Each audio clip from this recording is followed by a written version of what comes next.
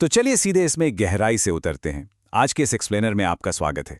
आज हम एक ऐसी कहानी डिकोड करने वाले हैं जो ऊपर से देखने में तो बहुत ही साधारण सी लगती है, लेकिन असल में इसके अंदर एक कमाल की बिजनेस केस स्टडी छिपी हुई है। ये कहानी है राजू नाम के एक दिहाड़ी मजदूर की, जिसने अपने बदहाली और उस भयंकर गरीबी को मुनाफे में बदल कर रख दिया। हम देखेंगे कि कैसे एक इंसान जिसके पास कोई बड़ी बिजनेस डिग्री नहीं थी, उसने सिर्फ अपने अनुभव और एक सॉलिड स्ट्रैटेजी के दम पर बाजार को जीत लिया। आज हम इस पूरी उद्यमशीलता की जर्नी को इन 5 प्रमुख चरणों में समझने वाले हैं। The breaking point, spotting the opportunity, taking the big risk, overcoming market resistance और आखिर में the free sample master stroke. तो आइए राजू की इस सफलता के असल तंत्र को करीब से समझते हैं। तो हमारा पहला चरण है द ब्रेकिंग पॉइंट। शुरुआत होती है राजू की उस कठोर और दयनीय सच्चाई से, जहां वो शांतिनगर गांव में बद्री प्रसाद नाम के एक बेहद क्रूर दुकानदार के यहां मजदूरी कर रहा था। अब जरा बद्री प्रसाद के इस रवैये पर गौर कीजिए। व्यापार में दया नहीं, सिर्फ मुनाफा देखा जाता है। सोचिए, ये कितना निर्मम है। एक तरफ राजू का बच्चा तेज बुखार से तप रहा है, उसके पास दवाई तक के पैसे नहीं हैं, और दूसरी तरफ उसका बॉस उससे इस तरह पेश आ रहा है। राजू की यह हताशा और उसके परिवार की हालत इस पूरी कहानी के इमोशनल स्टेक को बहुत ज्यादा बढ़ा देती है। और फिर आता है वो पल जिसने सच में राजू को अंदर तक तोड़ कर रख दिया। लगातार काम, भयानक थकान और भूख की वजह से राजू के हाथ से गलती से दाल का एक पैकेट गिर जाता है। और इसकी सजा क्या मिलती है? उसकी पगार से पूरे 200 रुपए काट लिए जाते हैं। 200 रुपए! आज हमें ये रकम शायद छोटी लगे, लेकिन उस हताश मजदूर के लिए ये एक बहुत बड़ा आर्थिक झटका था। और लिटरली इसी घोर निराशा ने उसे एक बहुत बड़ा बदलाव करने के लिए मजबूर कर दिया। आगे बढ़ते हैं हमारे दूसरे चरण पर, अवसर की पहचान, यानी स्पॉटिंग दी अपॉर्चुनिटी। ये टर्निंग पॉइंट तब आता है जब राजू अपने उस क्रूर बॉस के घर राशन पहुंचाने जाता है। वहीं पर उस आलीशान घर की रसोई के बाहर उसकी नज़र एक ऐसी चीज पर पड़ती है जो उसे मार्केट के एक बहुत बड़े खालीपन, एक गैप का एहसास कराती है। और ये चीज बहुत ही शानदार तरीके से उस बड़े अंतर को दर्शाती है जिसे राजू ने नोटिस किया। एक तरफ है 10 मिनट मोमोज, जो उस समय बस अमीर बच्चों का खाना माने जाते थे, एकदम तेजी से बनने वाले, बिना किसी खास मेहनत के और बेहद स्वादिष्ट। और दूसरी तरफ क्या है? राजू और उसके जैसे सैकड़ों लोगों की सच्चाई। सूखी दाल, जिसे पकने में पूरा 1 घंटा लगता है और जिसके लिए लकड़ी के धुएं में आंखें जलानी पड़ती हैं। बस यही सीधा कंट्रास्ट राजू के नए बिजनेस आइडिया की नींव बन गया। और यही होता है द बस स्टैंड एपिफनी। आप देखिए, राजू ने कितनी तार्किकता से यह समझा कि ये जो 10 मिनट में तैयार होने वाला प्रोडक्ट है ना, ये उन भूखे और थके हुए यात्रियों के लिए एकदम परफेक्ट सॉल्यूशन हो सकता है जो बस स्टैंड पर आते हैं। उनके पास ढाबों पर घंटों इंतजार करने का समय नहीं होता। तो आइडिया सिर्फ एक नया खाना बेचने का नहीं था, बल्कि समय बचाने का एक बहुत ही तेज और गर्म सॉल्यूशन देने का था। अब आता है तीसरा और शायद सबसे मुश्किल कदम, बड़ा जोखिम उठाना। एक बंधी, बंधाई और सुरक्षित आय को छोड़ देना, भले ही वो कितनी भी कम और अपमानजनक क्यों न हो, और एक पारंपरिक गांव में बिल्कुल अनजान सा व्यवसाय शुरू कर देना कोई मजाक नहीं है। इसके लिए एक बहुत बड़ी छलांग लगानी थी, जहां फेल होने का सीधा मतलब था भुखमरी। चलिए आगे बढ़ते हैं और देखते हैं कि ये सब कैसे एक के बाद एक जुड़ता है। जरा इस टाइमलाइन को देखिए।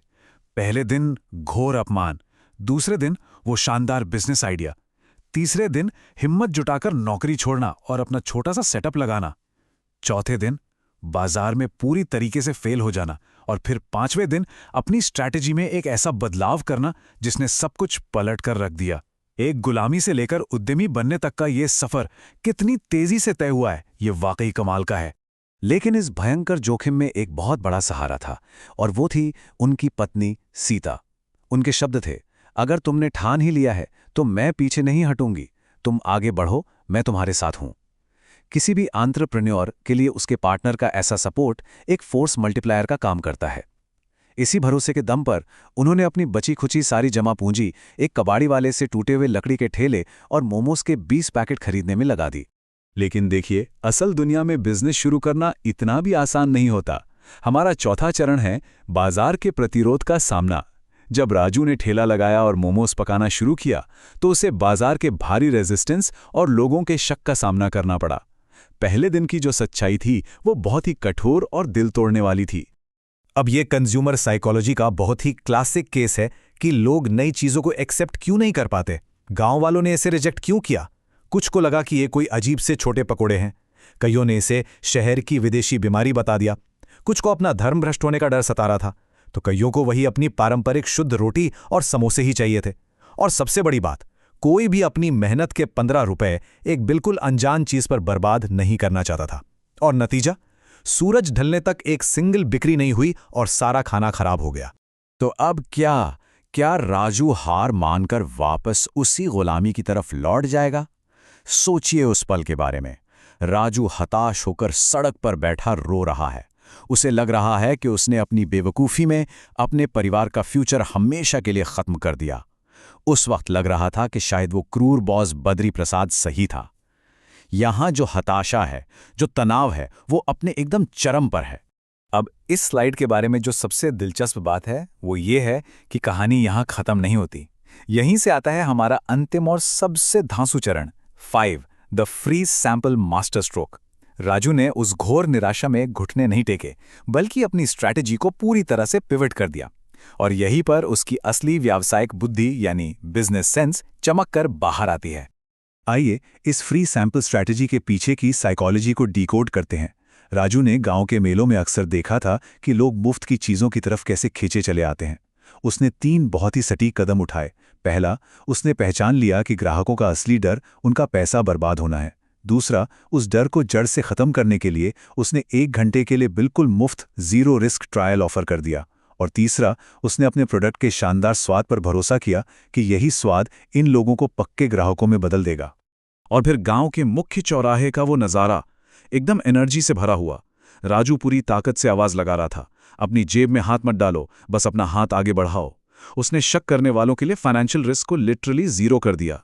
अब जब खाना एकदम मुफ्त था और उसमें से इतनी कमाल की खुशबू आ रही थी, तो जो लोग कल तक दूर से खड़े होकर मजाक उड़ा रहे थे ना, वो भी खुद को रोक नहीं पाए।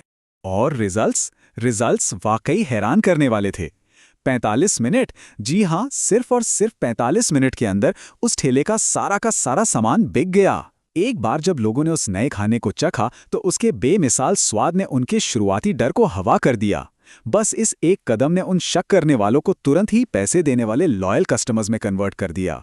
तो यहाँ सबसे क्रूशियल पॉइंट ये है कि इस पूरी केस स्टडी से हम क्या सीख सकते हैं। पहली चीज, बाजार में उन गैप्स को पहचानिए जिन्हें बाकी लोग मिस कर रहे हैं। दूसरी, डर लगने के बावजूद सोच समझकर रिस्क लेना जरूरी है।